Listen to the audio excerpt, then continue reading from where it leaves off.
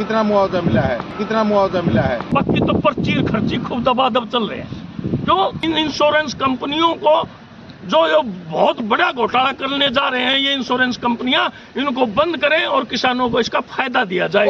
और ये रहा 4 साल का बोले भाई ये अग्निवीर पैदा कर दिया। भिवानी हल्के के अंदर किसी व्यक्ति को मुआवजा नहीं मिला, तो भिवानी हल्के की बात करता हूँ, किसान की आय 2 गुनी कर दी जाएगी। मैं तो कहना चाहता हूँ कि आय तो 2 गुनी 2022 तक नहीं हुई, लेकिन उनकी लागत 2 गुनी जरूर होगी।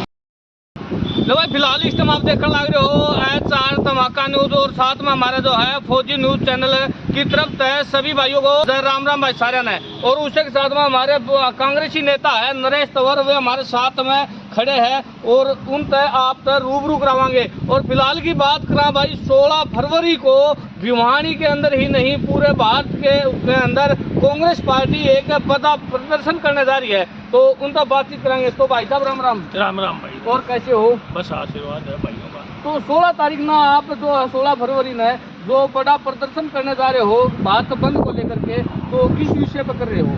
भाई मैं तो ये कहना चाहता हूँ कि आज कल विषय तो रहे नहीं, इतने विषय हो रहे हैं इस सरकार के अंदर जिनका कोई अंत नहीं। मुख्य रूप से जो 16 फरवरी की बात है, उसमें किसान, मजदूर, कर्मचारी, व्यापारी, हर वर्ग उसके अंदर भाग ले रहे हैं। क्यों कि देखो रोडवेज कर्मचारियों के हालात देख लो, वो भी इसमें हिस्सा ले रहे हैं। लेकिन मैं एक चीज़ ज़रूर बताना चाहूँ, जो केंद्र सरकार बार बार 2022 तक ये कहती थी भाई किसान की आय 2 गुनी कर दी जाएगी। मैं तो कहना चाहता हूँ कि आय तो 2 गुनी 2022 तक नहीं हुई, लेकिन उनकी लागत 2 गुनी जरूर होगी। लागत 2 गुनी किस प्रकार? जैसे मैं आपको बताना चाहूँ, किसान को पहले कट्टा मिलता था 50 किलो का, और उस कट्टे को घटाते घटाते एक बार 45 किलो का कराया यूरिया का कट्टा, फिर 40 किलो का कराया। तो मैं तो ये कहना चाहता हूँ कि 40 किलो का कट्टा रेट पहले वाले से भी ज़्यादा, एक तो लागत ये बढ़ गई, दूसरी लागत जो एक किसान को मुआवजा मिलता था उसका उसने कुछ नहीं भरना पड़ता था। लेकिन आजकल किसान को जब कुछ मुआवजा मिलता है, जब वो इंश्योरेंस कराता है, तो वो फसल बीमा योजना के तहत हर साल इंश्योरेंस की किस्त बढ़ाती जा रही सरकार। तीसरा, डीजल जो कि कांग्रेस के राज में 45-40 रुपये लीटर बिकता था, आज वही डीजल 90 रुपये लीटर के हिसाब से किसान को दिया जा रहा है। उसमें जहां आप महंगाई की बात करने लगे, महंगाई की, किसानों के ऊपर जो महंगाई का है जो बोझ है, तो उस बोझ को लेकर आप कर रहे हो। वहीं पर कृषि मंत्री जेपी दलाल ने अपने पिछले दिनों देखे होंगे भाई, बहुत बड़े बड़े अखबार में और पोस्टर लगे थे भाई, हरियाणा सरकार ने किसानों को इतने करोड़ों रुपए की सौगात दी थी मुआवजा राशि है। भाई मुआवजा राशि की जहाँ तक बात है, मैं तो भिवानी हल्के की बात करता हूँ। मैंने देखा कि लुहारू के अंदर तो कुछ लोगों को मुआवजा मिला है, लेकिन बाकी किसी हल्के में यहाँ पर कोई मुआवजा नहीं मिला।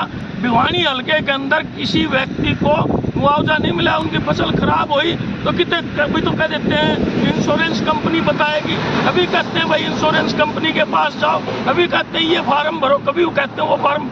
अब या तो सही मायने में तो ये सरकार किसान, मजदूर, कर्मचारी और हमारे फौजी भाई सब इससे इसलिए दुखी हैं कि ये एक कोई आधार कार्ड में, कभी किसी कार्ड में, कभी किसी कार्ड में, कभी परिवार पहचान पत्र में उलझाए रखते हैं और हल कोई नहीं होता। मैं तो ये कहता हूँ भिवानी के अंदर देखो कई दिन तो पटवारियां ने बैठे हो लिए, उसके साथ साथ आप ये देखो भाई पटवारियां के साथ साथ किसानों का भी तो संबंध है। तो वो पटवारी जब बेचारे संतुष्ट नहीं है तो किसानों को कैसे संतुष्ट कर पाएंगे? तो ऐसे ही मैं तो कहता हूँ भाई, पीछे देखो ये गांव की जो आंगनवाड़ी वर्कर थी उनका देख लो, थोड़ा बहुत दिया फिर खड़े कर दिए, फिर उल्टा शुरू हो गया। उसके बाद क्लर्कों का देख लो, जो उन्होंने आश्वासन दिया था वो आश्वासन कहाँ गया? मैं तो वो याद आता है मेरे को रिवाड़ी वाला मामला। रिवाड़ी के अंदर एक रैली हुई थी, उसमें रैंक 1 पेंशन का भी मामला बहुत उठा था और उसी बेस पर बीजेपी उस दौरान बनी भी थी।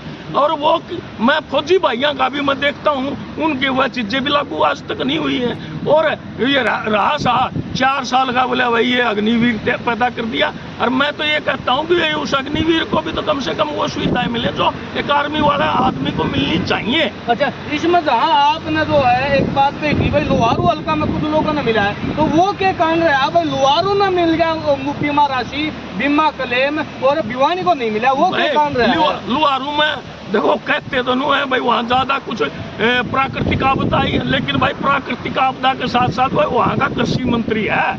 मैं तो ये कहना चाहता हूँ बहुत साफ सी बात, कृषि मंत्री को चाहिए जिला भिवानी ही नहीं पूरे हरियाणा के अंदर किसानों की आवाज को उठा करके इन इंश्योरेंस कंपनियों को जो ये बहुत बड़ा घोटाला करने जा रहे हैं, ये इंश्योरेंस कंपनियां, इनको बंद करें और किसानों को इसका फायदा दिया जाए। और उस पर एक चीज और भी लिख के हुआ है भाई, हमने भी देखने न मिला है, उसमें सिर्फ कांग्रेस पार्टी ही विरोध करने लग रही है, और वहाँ की आम किसानों की बात करा तो वे क्यों नहीं इस चीज का विरोध कर? भाई वो 16 तारीख को हर किसान, हर जवान, हर बेरोजगार, हर युवा, जो युवाओं को बोले 2 लाख भर्ती करेंगे, बोले 2.5 लाख भर्ती करेंगे। अरे एक आज के पेपर में आया हुआ है कि 800 तो ऐसे युवा, बोले ये ऐसे युवा है भाई जिन्होंने 50 हजार में सर्टिफिकेट ले लिया अग्नि समन्वयन उसके यंत्र के। तो मैं तो ये कहना चाहता हूँ इसे 47 पेपर लीक हो रहे हैं, और वो पेपर लीक हो गए, वो लीक क्यों हो सके? में तो गड़बड़ है। तो उससे मैं देखो जो एक तो विपक्ष ने तो एक हंगामा करने का मतलब वो है, हम बात करा अगर कांग्रेस पार्टी की, तो लगातार कांग्रेस पार्टी बीजेपी के ऊपर लगातार हमला करने लग रही है, और वहीं बीजेपी के नेताओं का कहना है कि हमने भाई बीजेपी आने के बाद में पर्ची और खर्ची को खत्म किया है। भाई मैं एक चीज कहना चाहता हूँ, भाई सीएम हो सके खर्ची ना करता हो, बाकी तो पर्ची खर्ची खूब दबादब चल रहे हैं। क्यों आकि एक किसान न छोड़ो, एक आदमी अगर जो आधार से अपना लिंक करवाने जाने, खाते खुत्ते ये लिंक होया करे हैं, वो उसके भी 11 से हजार रुपए लग रहे हैं। बताओ वो किसान, वो मजदूर, वो बेरोजगार क्या करेगा? अरे एक बेरोजगार तो ऐसा है जिन्होंने 3 बार 4 बार एक के पोस्ट के फार्म भर लिए, अरे एक पोस्ट का फार्म भरने में 500-600 बैठे हैं। और मैं तो ये कहना चाहता हूँ उनके ओवरेज हो गए 3-4 बार फार्म भर के, रिजल्ट हुआ अपॉइंटमेंट तो वो ही ना। तो भाई मेरा नाम जयदेव है जी, टुलवारी से हूँ।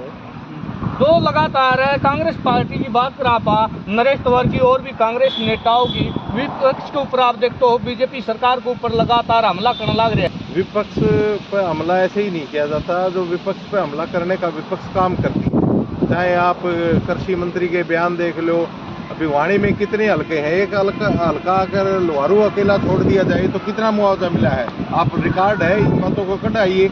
जहाँ तक बीजेपी की बात है, बीजेपी लोगों को अधिकारों से वंचित रखना चाहती है। इन्होंने ऑनलाइन पीपीपी, आधार कार्ड, इनमें सारी चीज़ों को उलझा दिया। कहीं रोजगार का मुद्दा है उसको नहीं उठा रहे, या जो भी है महंगाई का मुद्दा है उसको नहीं उठा रहे। जो भी काम की बातें हैं उनको उठाने की बजाय लोगों का ध्यान दूसरी तरफ भटकाया जा रहा है।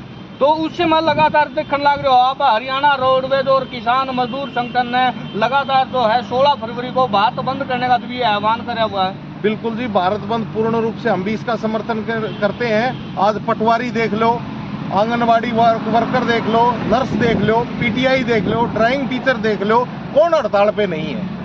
ये ट्रकों वालों ने भी हड़ताल की थी जो कानून बनाया था। थोड़े दिन पहले आपने किसानों का मुद्दा देखा, किसानों ने भी हड़ताल की थी। लेकिन इस सरकार को नाको चबाने का अगर काम किया तो ये किसान वर्ग ने किया। आज फिर दोबारा किसान जागेगा। 16 फरवरी को जो हड़ताल होगी वो राष्ट्रव्यापी हड़ताल रहेगी और पूरा देश इसमें बीजेपी सरकार के खिलाफ खड़ा होगा।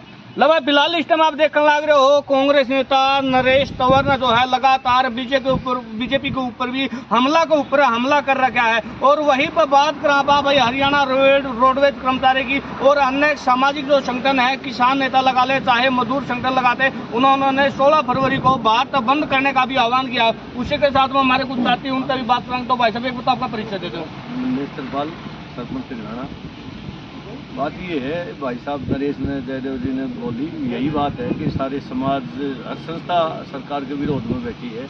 हर वर्ग परेशान है, चाहे वो किसी भी सरकारी कर्मचारी हैं, चाहे वो प्राइवेट सेक्टर वाले हैं, चाहे किसान हैं, चाहे मजदूर है, महंगाई है, बेरोजगारी है, बहुत मुद्दे हैं, एक मुद्दा नहीं है।